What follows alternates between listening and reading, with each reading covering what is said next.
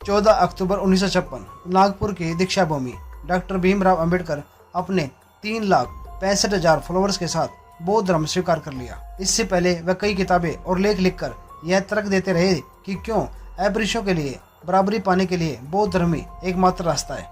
हालांकि इसके कुछ समय बाद अंबेडकर ने अपने अनुयायियों को बौद्ध धर्म में प्रवेश दिलाया। ये बात हमेशा बहस का विषय रहती आई है कि अंबेडकर ने ये कदम आखिर क्यों उठाया।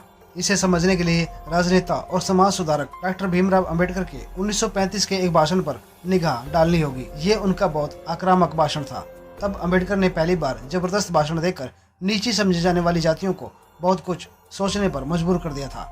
उनका यही भाषण इसके करीब 20 साल बाद हकीकत में बदला। इस भाषण में पूरे समाज की पीड़ा और भावना छुपी थी। उन्होंने इस भाषण के जरिए लोगों को झकझोर दिया था।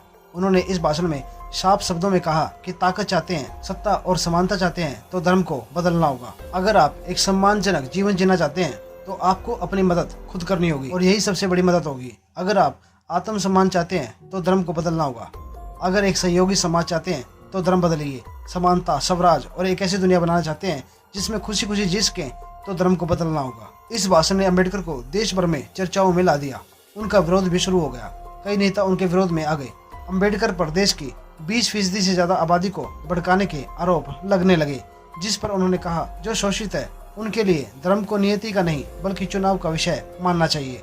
ये बातें जब महात्मा गांधी तक पहुंची तो उन्होंने इस बात से ऐतराज किया। उन्होंने साफ कहा कि धर्म बदलना कोई समाधान नहीं है और न ही उन्हें ऐसा करना चाहिए। तब गांधी जी ने कहा था, धर्म न तो कोई मकान है और न ही कोई चोगा जिसे उतारा या बदला जा सकता है। वह किसी व्यक्ति के साथ उसके शरीर से भी ज्यादा जुड़ा हुआ है। गांधी का विचार था कि समाज सुधार के रास्ते और सोच बदलने के रास्ते चुनना बेहतर था, धर्म परिवर्तन नहीं। लेकिन अंबेडकर कट्टर जातिवादी हो चुके और पिछड़ों का हर तरह से शोषण कर रहे हिंदू धर्म से इस कदर तंग आ चुके थे कि उनकी नजर में समानता के लिए धर्म बदलना ही सही रास्ता था। उन्होंने कहा, मैं हिंदू धर्म में पैदा जरूर हुआ लेकिन हिंदू रहते हुए मरूंगा नहीं। 1935 में ही अंबेडकर ने इस वक्तव्य के साथ हिंदू धर्म छोड़ने की घोषणा भी कर दी, लेकिन औपचारिक तौर पर कोई अन्य धर्म उस वक्त नहीं अपनाया गया था। अंबेडकर समझते थे कि यह सिर्फ उनके धर्मांतरण की नहीं बल्कि एक पूरे समाज की बात थी। इसलिए उन्होंने सभी धर्मों के इतिहास को समझने और कई लेख लिखकर शोषित समाज को जागृत व आंदोलित करने का इरादा किया। साल 1940 में अपने अध्ययन के आधार पर अंबेडकर ने द अनटचेबल्स में लिखा कि भारत में जिन्हें अछूत कहा जाता है वो मूल रूप से बौद्ध धर्म के अनुयायी थे। ब्राह्मणों ने इसी कारण उनसे नफरत पाली।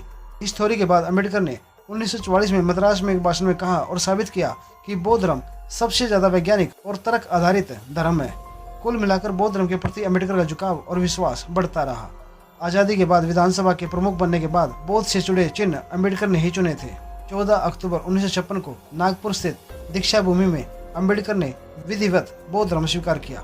इसी दिन महाराष्ट्र के चंद्रपुर में अंबेडकर ने सामूहिक धर्म परिवर्तन का एक कार्यक्रम भी किया था और अपने अनुयायियों को 22 शपथ दिलवाई, जिसका सार था कि बौद्ध धर्म अपनाने के बाद किसी हिंदू देवी देवता और उनकी पूजा में विश्वास नहीं किया जाएगा, हिंदू धर्म के कर्मकांड नहीं होंगे और ब्राह्मणों से किसी किस्म की कोई पूजा अर्चना नहीं करवाई जाएगी। इसके अलावा समानता और नैतिकता को अपनाने संबंधी कस्में भी खाई गई थी। अंबेडकर के धर्म परिवर्तन को असल में दलित बौद्ध आंदोलन के नाम से इतिहास में दर्ज किया गया, जिसके मुताबिक अंबेडकर के रास्ते पर लाखों लोग हिंदू धर्म छोड़कर बौद्ध बने थे। हालांकि इस धर्म बदलाव की घटना के मुश्किल से 2 माह बाद ही उनका निधन हो गया। उनकी मृत्यु के बाद यह आंदोलन धीमा पड़ता चला गया। 2011 की जनगणना के मुताबिक देश में करीब 84 लाख बौद्ध हैं, जिनमें से करीब 60 लाख महाराष्ट्र में है और ये महाराष्ट्र की आबादी के 6% है, जबकि देश की आबादी में बौद्धों की आबादी 1% से भी कम है। अंबेडकर ने फिर ताउम्र बौद्ध धर्म की शिक्षाओं का पालन किया। वे चाहते थे कि देश से ऊंच नीच और छुआछूत खत्म हो जाए। हालांकि इस मामले में देश में काफी सुधार भी हुआ, लेकिन अब भी काफी कुछ किया जाना बाकी है। अंबेडकर 1948 से मधुमेह से पीड़ित थे। वह जून से अक्टूबर 1954 तक बहुत बीमार रहे। उनका स्वास्थ्य खराब से खराब होता गया। अपनी अंतिम पांडुलिपि बुद्ध और उनके धम्म को पूरा करने के 3 दिन बाद 6 दिसंबर 1956 को उनकी मृत्यु दिल्ली में उनके घर में हो गई। 7 दिसंबर को चौपाटी समुद्र तट पर बौद्ध शैली में उनका अंतिम संस्कार किया गया, जिसमें सैकड़ों हजारों समर्थकों, कार्यकर्ताओं और प्रशंसकों ने भाग लिया।